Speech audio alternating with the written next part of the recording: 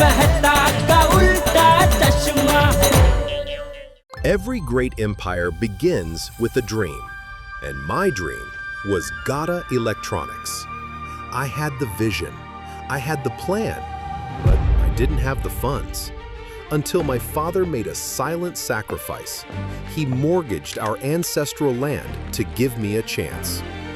Moved by his trust, I vowed to reclaim our legacy in 30 days. The foundation was laid. My dream finally took shape. And with that, I set out to make this empire legendary. Welcome to Gata Electronics.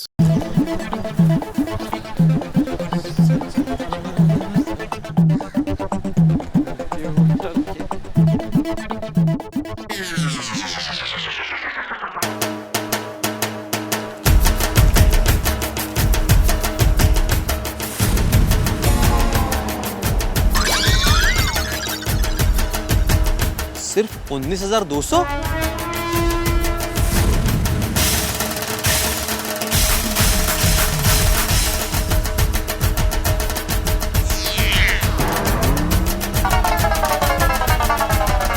Jethalal भिड़े से commission खाने चले थे।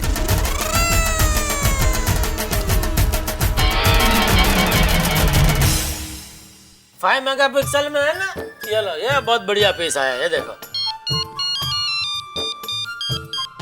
Hello Tappu के पापा। हाँ बोल दे। आपने खाखरे खाया?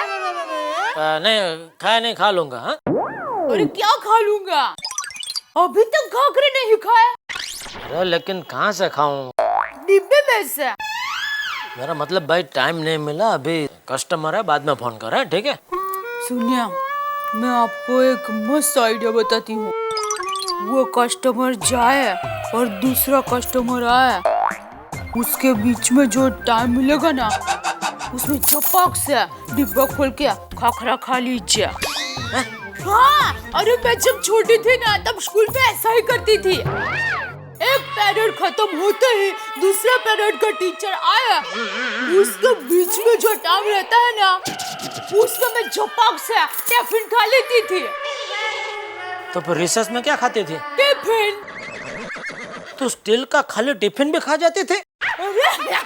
नहीं, मैं 2 टिफिन लेके जाती थी, एक टिफिन रिसेस में और दया, तेरा टिफिन पुरान बंद कर, इधर बहुत काम है मुझे। खाए पिए बिना कितना काम करते हैं आप यहाँ। ठीक है, फोन रख, मैं बाद में खाकर खा लूंगा। हाँ ओके चलो। हाँ जी बोलिए। ये मुझे चाहिए। अरे वाह, बहुत बढ़िया पीस है, आँख बंद करके ले लो आप। तो ये तो डमी है, मैं आपको फ्रेश पेटी पैक पीस घर पे भिजवा देता हूँ। Thank you. ओके।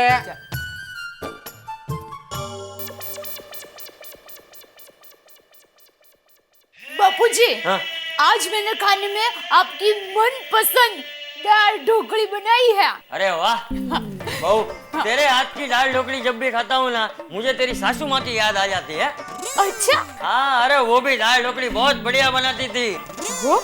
और दाल ढोकली क्या, वो तो मिष्टान, फरसान, सब चीजें बहुत अच्छा बनाती थी। हाँ? तुझे पता है बहू, गांव में अपने घर में जब जमणवार होता था, तो खाना बनाने की सारी जिम्मेदारी तेरी सासू माँ पे होती थी। अच्छा? हाँ, अरे आसपास के पोड़ के लोग तो बिना बुलाए खाना खाने आ जाते थे। ओहो, सासू माँ इतना अच्छा खाना बनाती थी? हाँ तो ओहो।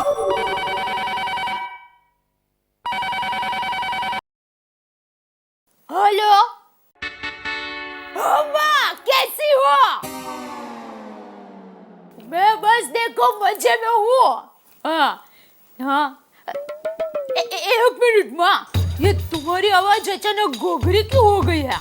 क्या हुआ? हाँ?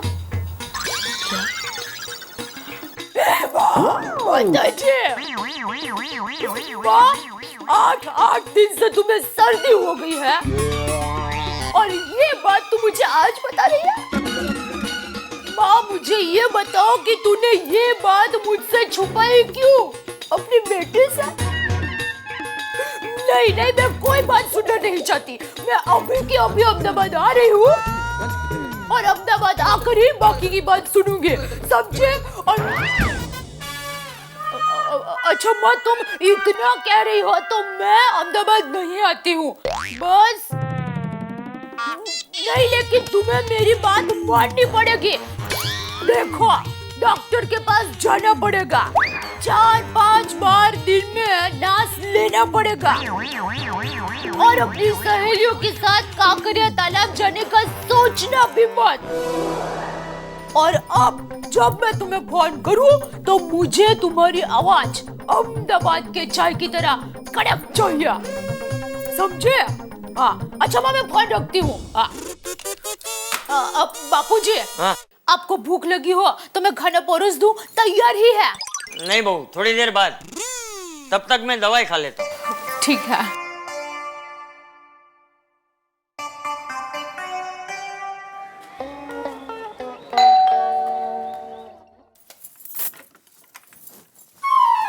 क्या हुआ? आपने जेठा भाई को कंप्यूटर का ऑर्डर दे दिया? कब आने वाला है? माधवी, कंप्यूटर आएगा और जरूर आएगा, लेकिन जेठालाल की पहचान वाले के पास से नहीं आएगा, किसी दूसरी जगह से आएगा। क्यों? आप तो कहते थे कि जेठा भाई के पहचान वाले से लेंगे तो सस्ते में पड़ेगा, तो अब क्यों दूसरी जगह से? मुझे भी ऐसे ही लग रहा था माधवी। जब मैं जेठालाल की दुकान पर पहुंचा तब उसकी पहचान वाले ने मुझे 2-3 कंप्यूटर्स के बारे में बताया, जिसमें से एक कंप्यूटर अच्छा था, उसकी कीमत थी 23,400 रुपया। जब मैं घर वापस लौट रहा था तो किसी दूसरी दुकान पर मैंने वैसा ही कंप्यूटर देखा, वहां पर उसकी कीमत थी 19,200 रुपया। मतलब सीधा 4,200 रुपए का फर्क। कुछ समझ में आ रहा है माधवी?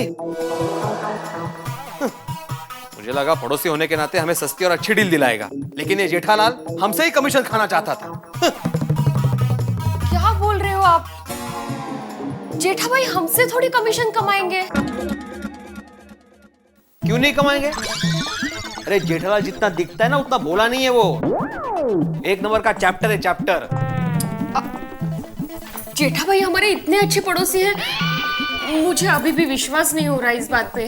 माधवी, तुम भूल रही हो कि जेठालाल एक व्यापारी है, और ये व्यापारी लोग किसी के पड़ोसी रिश्तेदार नहीं होते। मैंने जैसे ही जेठालाल से कंप्यूटर खरीदने की बात की ना, उसने फटाफट फोन करके कंप्यूटर वाले को बुला लिया, और वो कंप्यूटर वाला भी मेरे पीछे ही पड़ गया कि आज की आज ही डिलीवरी ले जाओ। वो तो मैं समझदार था, इसलिए मैंने घाई नहीं की, एक दिन की मोहलत मांग ली, वरना हमें 4,200 रुपए का चूना लग जाता। चलो वो सब छोड़ो, मुझे भूख लगी है, खाना खाते हैं, चलो।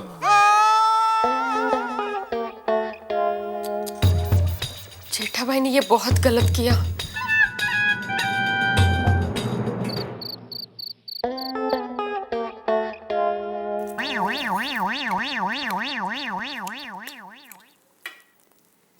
बाबू जी, मैं सोडा पी के आ रहा हूँ। अरे टप्पू के पापा, ये क्या, आपने खाकर खाया ही नहीं? अरे खाया ना। अरे क्या खाया? ये देखिए, देखिए क्या है ये? अरे भाई, तूने कितना खाकरा भिजवाए थे? 50-60 खाकरे मैंने खाया, नटो काका ने खाया, मगन ने खाया, फिर भी खत्म ही नहीं हो रहे थे। अरे मगन को तो मैंने लंच में खिलाया, फिर दोपहर को 4 बजे की चाय के साथ खिलाया, फिर भी खत्म नहीं हुआ है।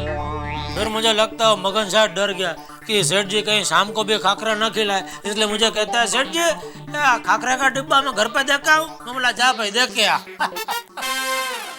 ये क्या, आप 3 लोग मिलकर खाकरा खत्म नहीं कर सके? अरे भाई, वो तो आदमी को जितना भूख लगा उतना ही खा सकता है ना, बकासुर की तरह थोड़ा ठूंस सकता है। और दूसरा क्या है, शास्त्र में भी लिखा है कि आपको जितनी भूख लगी हो उससे थोड़ा कम ही खाना चाहिए, तो क्या शरीर तंदुरुस्त रहता है। अच्छा, तो भाई तू इतना कम खाता है, फिर भी तेरा शरीर क्यों बढ़ते ही जा रहा है? तो मेरा शरीर का कंट्रक्शन ही ऐसा है बाबूजी। बंद काम। चलो मैं आता हूँ सोडा पी के। हाँ चलो। क्या चलो? तूने कब से सोडा चालू की? अरे नहीं, क्या है, हम सब लेडीज नीचे मिलने वाली है, तो मुझे लगा आप जा रहे हैं तो हम साथ में नीचे उतरते हैं, आपको भी कंपनी रहेगी। ठीक है, चल। हाँ, 1 मिनट रुकिए ना, मैं जरा डिब्बा रख कर आती हूँ। हाँ, रख क्या? चलिए।